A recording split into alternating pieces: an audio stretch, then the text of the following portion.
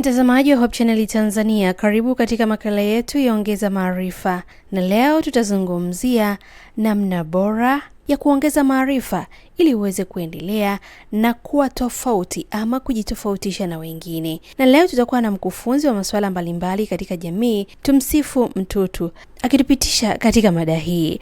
Mimi ni Sfelusi Ngolo, baki nami mpaka mwisho wa makala hii. Na kwa kwanza tufahamu vitu muhimu vinavyotuongoza katika kuongeza maarifa ili kuwa tofauti na wengine. Kwa majina naitwa Tumsifu Matutu, ni mwalimu lakini pia ni kansela, ni mshauri kwa ajili ya mambo ya mahusiano lakini mambo ya maisha kwa ujumla. Leo tuko pamoja katika kipindi chetu pendwa kabisa, ongeza maarifa. Katika kuongeza maarifa, cha kwanza kabisa ambacho tunatakiwa kufanya, lazima uweze kujifunza kwamba wewe kama wewe unatumia nafasi gani kujiongezea maarifa. Kwa kitu cha kwanza ambacho ninaweza nikakisisitiza, kwanza, hebu uwe mtu ambaye unapenda kuongeza maarifa kwa kusoma. Kusoma ni njia mojawapo ambayo inaweza kukusaidia wewe kuongeza maarifa. Soma vitabu, sikiliza presentation. Kama ni mfanyabiashara, fuatilia wafanyabiashara wamefanya nini, whether ni wafanyabiashara wadogo au wakubwa, jaribu kufuatilia hawa watu wamefanya nini. Lakini kama ni mtu labda wa teknolojia, chukua muda wako peke yako wa kuhakikisha kwamba unafuatilia, lakini pia unaongeza maarifa kwa namna ya kutafuta wewe binafsi. Kuna mtu anaweza akafikiri kuongeza maarifa ni mpaka nina degree, kwa hiyo lazima niende masters, lazima niende nini. Lakini ulimwengu unakuwa, dunia inakuwa.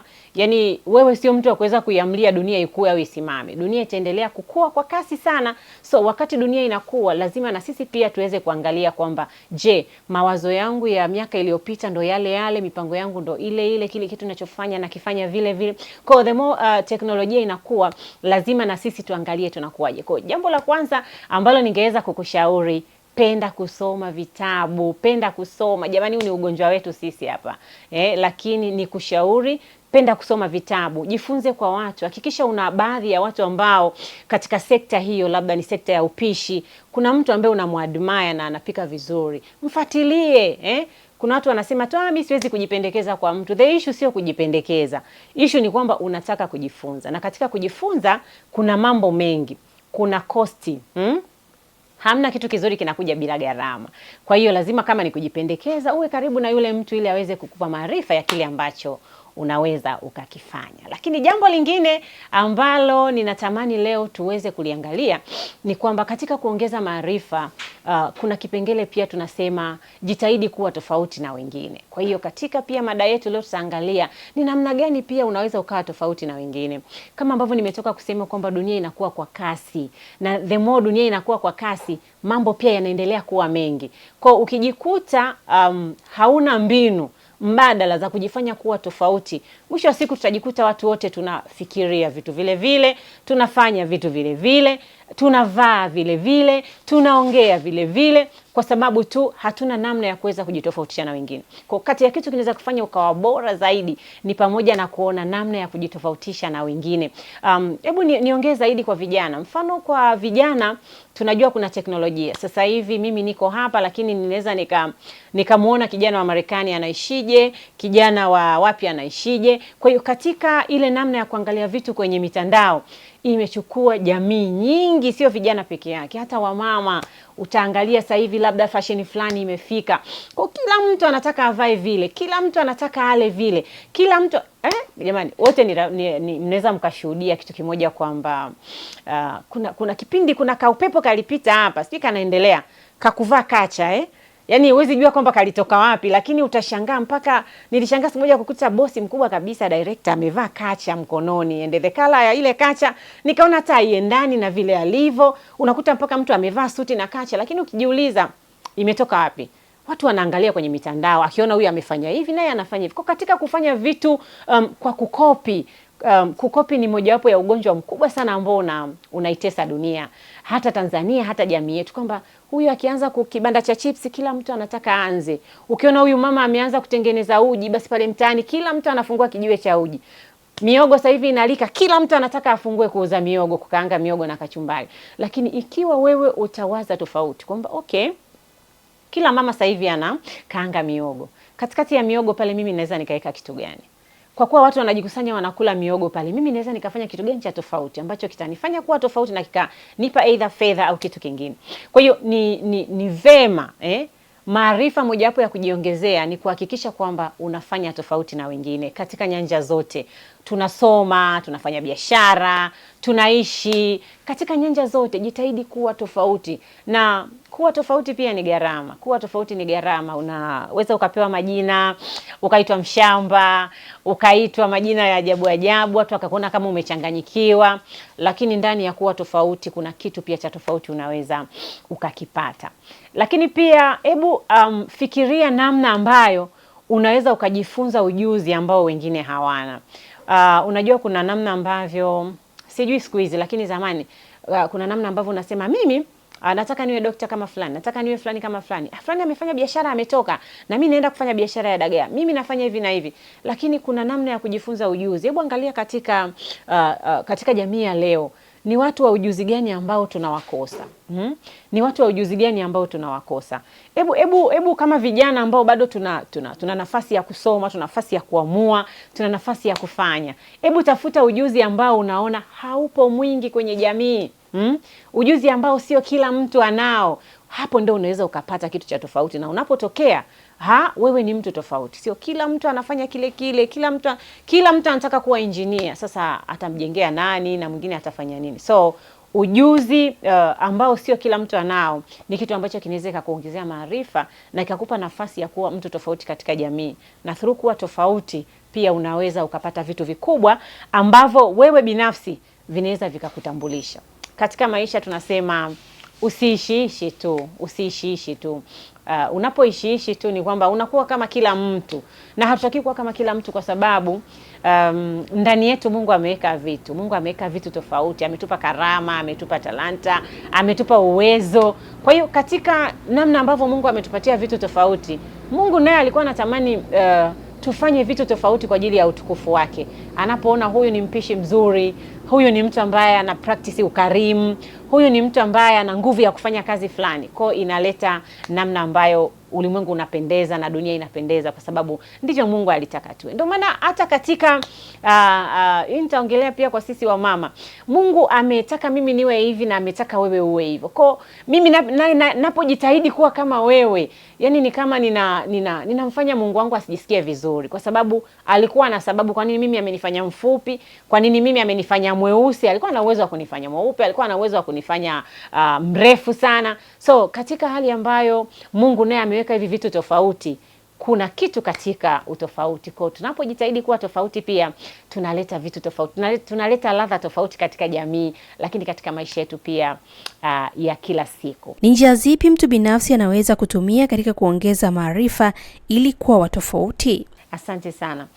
Njia mojawapo ambao unaweza ukakufanya ukawa tofauti, watu wengi hawapendi kusoma vitabu. Yaani kuongeza maarifa kwa kusoma vitabu watu wengi hawapendi. Lakini hata kwenye mitandao ya kijamii kuna namna nyingi sana ya kuweza kujifunza. Mimi nina ushuhuda wa watu ambao wamejifunza vitu vipya kabisa kwenye mtandao na akatoka ameelewa vizuri na akavifanya. Lakini utakuta wengi wetu tukiwa kwenye mtandao, tuko TikTok kwa ajili ya kufurahi, kucheka, uko Instagram unataka ujue leo nani amefanya nini, lakini hatuendi kwenye zile presentation. Ukiingia kwenye YouTube, kuna mtu anaweza kawa na presenti labda namna ya kuandaa presentation, unatakiwa ufanye nini, namna ya kuandaa utengenezaji labda wa sabuni. Kuna mtu YouTube ameonyesha kila kitu. Especially watu wa nchi za wenzetu. Mimi wanaona pia wale wanakuwa wazi sana. Anaeleza kila step.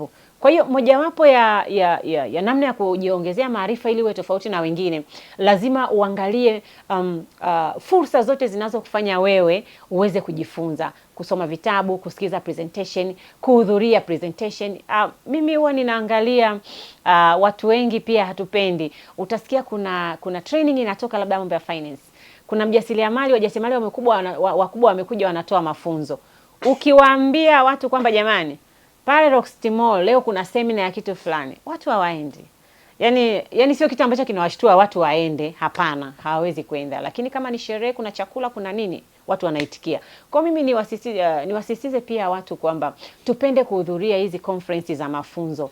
Inapotangazwa kuna mtu anakuja kufundisha kitu fulani, kuna mtu anatoa presentation kuhusu kitu fulani, hebu ingia ukasikilize. Na zingine ni free kabisa. Unaona tu inapita anakuambia labda utajoin, haulipi chochote, labda bando. Hebu join hapa kusikiliza leo kuhusu uanzishaji wa kampuni. Lakini utashangaa hamna anayejoin, watajoin watu wachache sana. Kwa hiyo zote hizo ni mbinu ambazo unaweza ukajiongezea maarifa. Lakini kuwa na watu specific, tunasema wanakuwa kama role model wako, kama watu wa mfano ambao at least unaweza kumpigia ukamuuliza, hivi sasa kwa mfano mimi ikiwa hivi kia vile nini kinaweza kutokea, au wewe ulianza hivi, mimi kuna vitu ambavyo pia vinaweza vikakusaidia. Kuna baadhi ya watu wakiona mtu anajitofautisha na watu wengine wanamuona kama ana kiburi ama kujiona ama dharau. Nini kauli yako katika hili? Katika kujitofautisha kuna gharama. Yani watu wote wanapoamua kupita njia moja, nichukulie tu hizi design za sasa hivi ambazo ni simple, kutolea mfano kwamba sasa hivi tuko katika ulimwengu ambao labda kuna design zinakuja ambazo kila mtu anavaa, unaona, kila mtu anavaa. Kwa hiyo katika hali ya kawaida ya binadamu unapata shauku, labda na mimi nivae kama huyu, labda na mimi nivae kama huyu. Lakini katika hali ya kujitofautisha kuna ambao wanaweza wakakuelewa, wakasema ninamuona fulani yuko tofauti na wengine. Lakini kuna mtu mwingine akasema fulani anadharau, fulani anajisikia, yani anajiona kwamba yeye namna gani vipi. Lakini katika mafanikio yoyote ya maisha, kubali kuna watu ambao hawatakuelewa. Yani usitake kueleweka kwa kila mtu. Yani sio lazima kila mtu akuelewe na kukubali, hapana.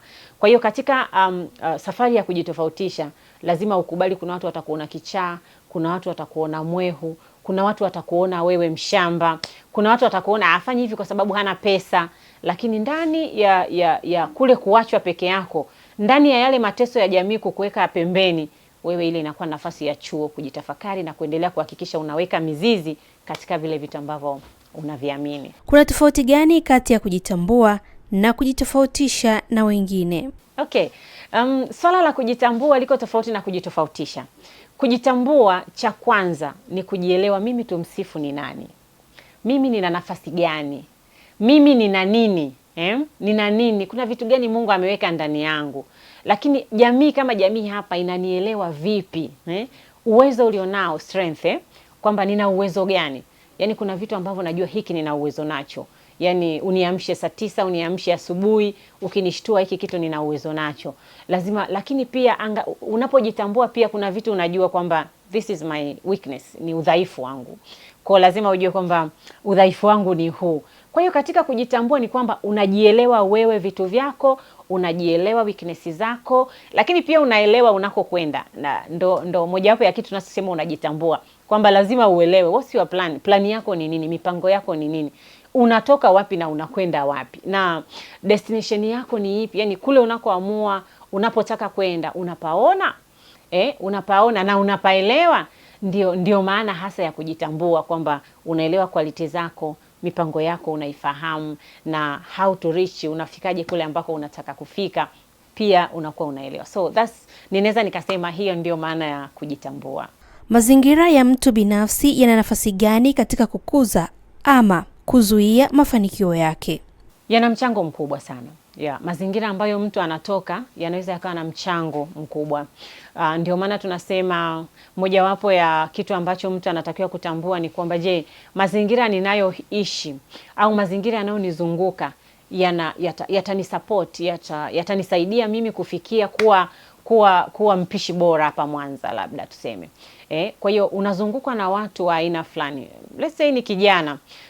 Watu ambao wako around wamekuzunguka wewe, wengi ni wale watu ambao wanapenda kubeti, yani wale wote ambao wanabeti. Lakini pia wanaokuzunguka wewe ni vijana ambao unawaona kabisa, akiondoka asubuhi ameenda labda amepiga debe, amerudi amepata 500, amepata 1000, familia yake imekula. Lakini wewe ndani ya wale unapanga kuwa mtu tofauti na mtu mkubwa. Kwa hiyo lazima uangalie, je, hawa watu wananimeza mimi au mimi ndo nitawameza wao? Lakini kama ni wengi, usipotekea, usipokuwa mwangalifu, wale watakudidimiza. Kwa sababu cha kwanza, kila utakachokuwa unakipresent kwao, kukiongea, jamani, mnajua nataka nifungue kampuni, yani wakiangalia wanabeti afu wanafanya vitu vingine ambavyo si vafu, wewe ufungue kampuni, cha kwanza watasema unaota wewe, hii haiwezekani, wakufungua kampuni ukawa wewe. Kwa hiyo usipokuwa jasiri, yale maneno ya wakiwa wanakuambia kila siku kwamba huwezi, hufanyi nini, wanakucheka. Bila ujasiri kwa kweli yale mazingira yanaweza yakakufanya kabisa yakaua ndoto yako na usiweze kwenda mbele. Lakini pia mazingira sasa, ukiachana na watu wanaokuzunguka, kuna yale mazingira ambayo yanakuzunguka, mazingira yenyewe. Mfano unahitaji kuwa mkulima mzuri, unahitaji kuwa na mashamba makubwa, lakini ukiangalia tunasema kuna mazoezi, kuna mazoezi ya kuwa mtu yule unayetaka kuwa. Wanasema practice who you want to be, kwamba kila siku unafanya mazoezi ya yule mtu unayetaka kuwa. Kwamba mimi ninataka kuwa mpishi mzuri wa keki, so cha kwanza nitaanza kupractice pale nyumbani. Natengeneza keki, leo imekuwa ugali natengeneza. So lazima uwe na mazingira yanayokuruhusu kufanyia mazoezi kile ambacho unataka kuwa.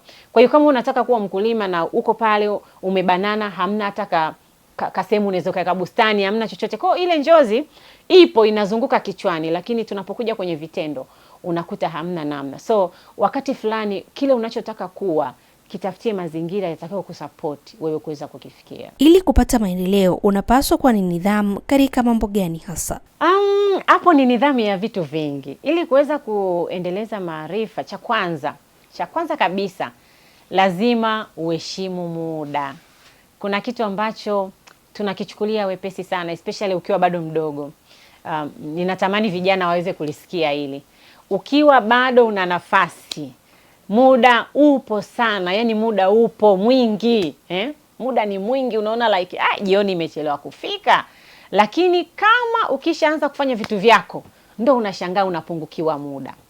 Kabla hujafanya hili unashangaa hili muda umeisha, una appointment fulani muda hautoshi, unahitaji kusoma muda hautoshi, inafika usiku umeshachoka, unahitaji kuamka.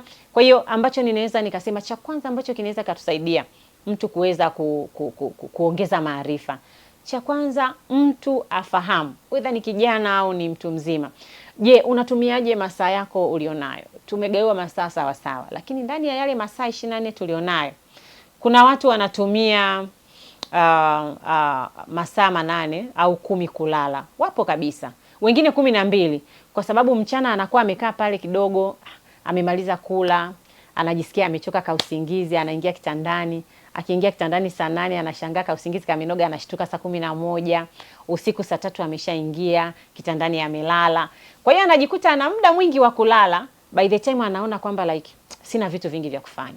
Lakini kwa kweli niwaambie vijana ambao bado wana nafasi ya kutokusema ningejua. Kuna watu hapa, kuna vitu tunasema ningejua, lakini kuna watu ambao bado they are still very young, kwa wanaweza wasipitie hiyo hali ya kusema ningejua. Ninawaambia kwamba muda ni pesa. Muda ni kila kitu katika maisha.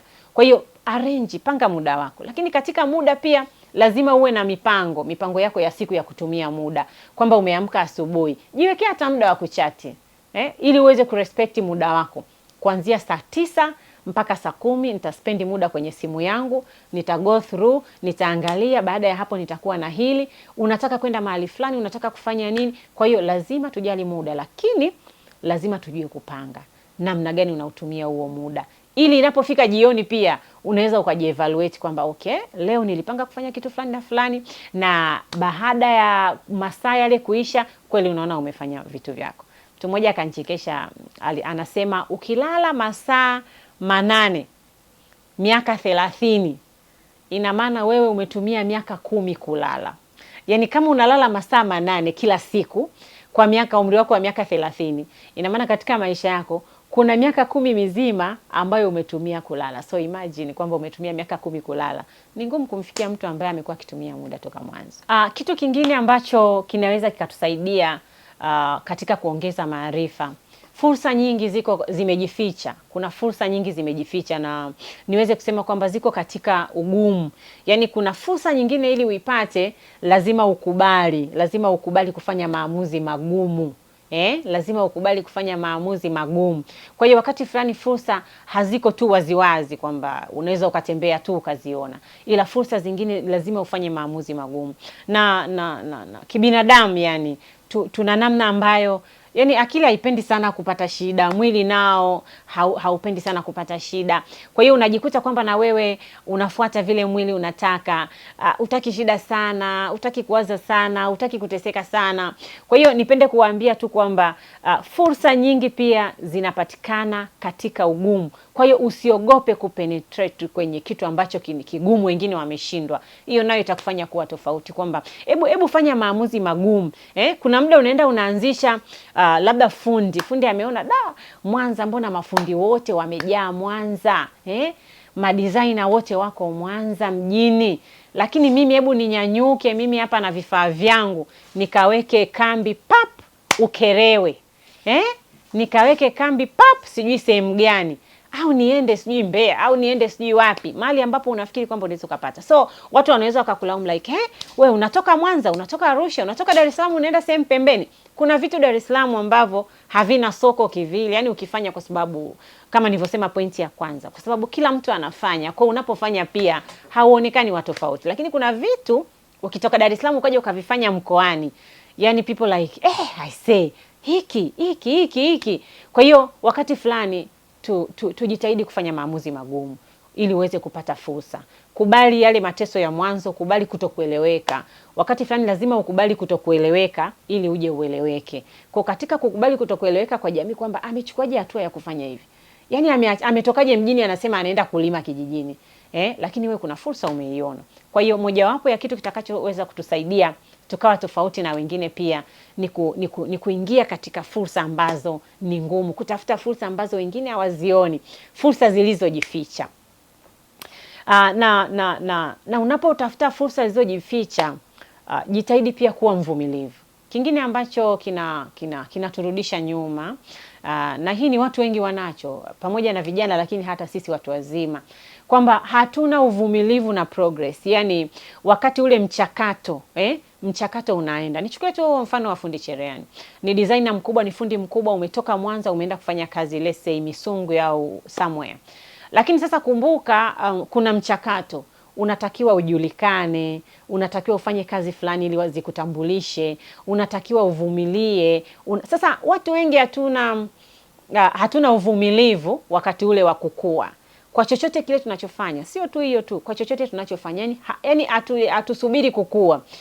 Wakati shughuli iko kwenye progress ya kukua, tayari ulisha give up. Yani unaona hii nao nilichemsha tu, haitanilipa, haitafanya nini. Kwa unaacha. So wakati kitu kimeiva, inawezekana kinaelekea sasa kuchukua kasi ya kwanza kukulipa, tayari wewe una give up na unakiacha. Kwa hiyo lazima pia tuwe consistent, tuweze kuvumilia kile kitu. Hebu nenda nacho mpaka kikwame, na kikisha kwama you come back na ukajua ulikosea wapi. Je, mtu anaweza kujitofautisha na kujiongezea maarifa kama hana elimu? Katika kujitofautisha hakuangalii elimu. Na nitasema vizuri, au watu wanaweza wasinielewe, watu wakubwa katika dunia hii ambao wanamiliki vitu vikubwa, yani waliotambulika kiulimwengu, sio watu wenye elimu kubwa. Sio watu wenye elimu. Kwa hiyo hii iweze kutupatia nafasi kwamba kuna mimi ambaye sikupata nafasi ya kusoma, lakini kusoma kwangu hakuwezi kubadilisha zile karama na uwezo ambao Mungu aliweka ndani yangu. Hivyo ndivyo vitu ambavyo kuna watu tunashindwa kutofautisha, kwamba mimi ninaposoma kuwa mwalimu, ile ni professional, nimeisomea, ambayo kila mtu akiamua kwenda darasani kusoma atafanya nini? Atakuwa mwalimu. Lakini kuna vitu tofauti ambavyo mimi Mungu ameweka ndani yangu, ambavyo nikivifanyia kazi lazima nitakuwa tofauti na wengine.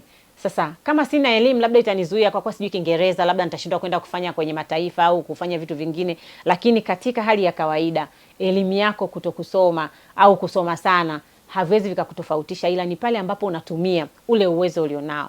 Kwa kweli watu ambao wametumia uwezo walionao wamefanya mambo makubwa. Kwa hiyo unaweza kutumia karama kujitofautisha. Exactly. Karama ni na watu ambao wana trend ni watu ambao wametumia karama, sio elimu. Hapana. Jaribu kuangalia watu wote ambao wana trend duniani kwa vitu wanavyovifanya, watu wakubwa ni wengi wenye karama, sio wenye elimu, ni wenye karama. Unaweza kushirikiana na watu wengine unapotaka kujitofautisha. Sasa hapo inategemea wakati wa kile ambacho unataka kufanya. Unajua tuna vitu tofauti tofauti. kuna vitu ambavyo ukianza kushirikiana na wengine katika stage za kwanza wanaweza wakakupoteza. Kwa kuna muda tunasema kwamba unataka kufanya kitu chako, unataka kujitofautisha. Yawezekana wale ambao unaweza ukashirikiana nao ndio wapinzani wako. Kwa hiyo moja kwa moja wakakwambia no, hiki usifanye, hiki usifanye.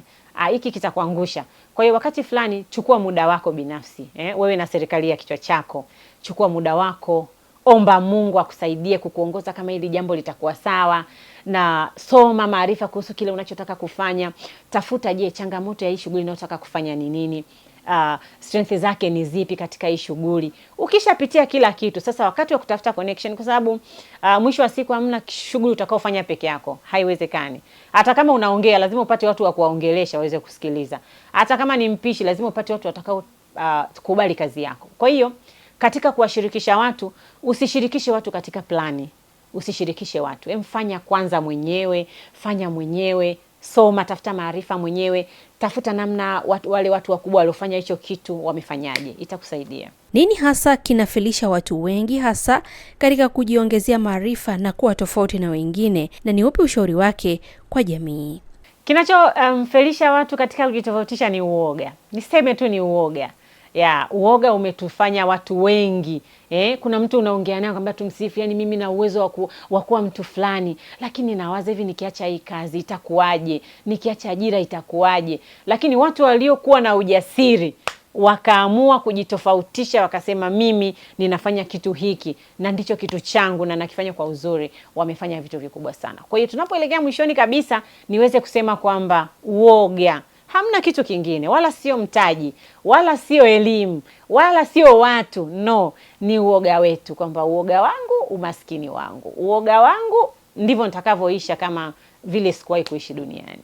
Ushauri wangu kwa jamii, nipende kusema kwamba tunahitaji dunia ya watu ambao wako tofauti, tunahitaji vijana tofauti, tunahitaji wanawake tofauti, tunahitaji wanaume tofauti ambao wanaweza wakasimama tofauti na wengine, wababa ambao wanaweza wakasimama tofauti na wengine katika kazi, katika majukumu yao ya kuwa mume, kuwa baba, lakini wamama ambao wanaweza wakawa tofauti na kufanya familia zao pia zikawa na matokeo tofauti, ukiwa kama mke, ukiwa kama mama. Lakini vijana, tupate vijana tofauti ambao wataongea tofauti na wengine, watavaa tofauti, watafanya vitu vikubwa, watatafuta vitu ambavyo vitawatofautisha na vijana wengine. Kwa hiyo katika kufanya tofauti, ulimwengu utakuwa ni ulimwengu ambao unapendeza, kwa sababu huyu ana ladha hii, huyu kuna ladha hii, lakini pia utakuwa na jamii ambayo ina kila kitu, na mwisho wa siku jina la Bwana litatukuzwa kwa ule utofauti. Mtazamaji wa Hope Channel Tanzania, kufikia hapo sina la ziada. Naamini kabisa umekuwa makini ukisikiliza kile ambacho mkufunzi ametuandalia siku ya leo, na umejifunza namna unavyoweza kujitofautisha wewe na mtu mwingine, na ukajiongezea maarifa na ukawa na kitu fulani katika maisha. Mimi ni Sfalusi Ngolo, tukutane katika kipindi kijacho.